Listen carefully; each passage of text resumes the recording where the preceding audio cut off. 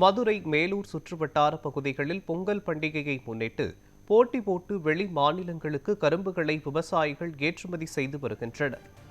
இதுகுறித்த கூடுதல் விவரங்களை நமது செய்தியாளர் குமரேசன் வழங்க கேட்கலாம். குமரேசன், வணக்கம். தொடர்பான விவரங்கள் என்ன சொல்லுங்க? அதாவது மோகன், மேலூர் தாலுகாவுக்கு உட்பட்டு கீழூர் கிராமத்தில், மதுரை மாவட்டம் மேலூரை அடுத்த கீழூர் கிராமத்தில் தைப்பொங்கலை முன்னிட்டு முன்கூட்டியே கரும்பு வாங்கி வெளி மாநிலங்களுக்கு விற்பனை செய்யும் மேலூர் பகுதியில் முகாமிட்டு கரும்புகள் விற்பனை களைகட்டிய துவங்கியுள்ளது.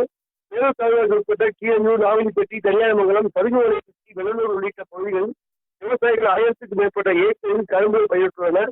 15 கரும்புகள் கொண்டு ஒரு கட்டாகவும், ஒரு மாட்டு வண்டிக்கு 20 கட்டுகள் என்றும், ஒரு லாரிக்கு 300 450 கட்டுகள் விற்பனை செய்து வருகின்றனர்.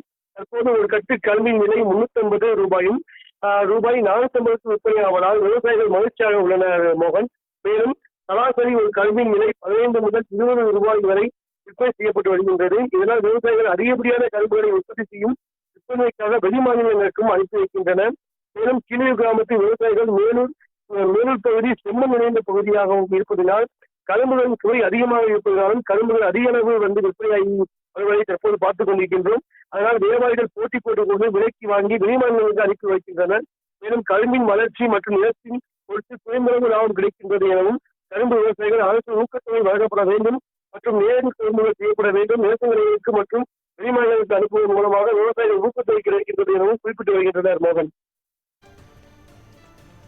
விவரங்களுக்கு நன்றி குமரேசன்.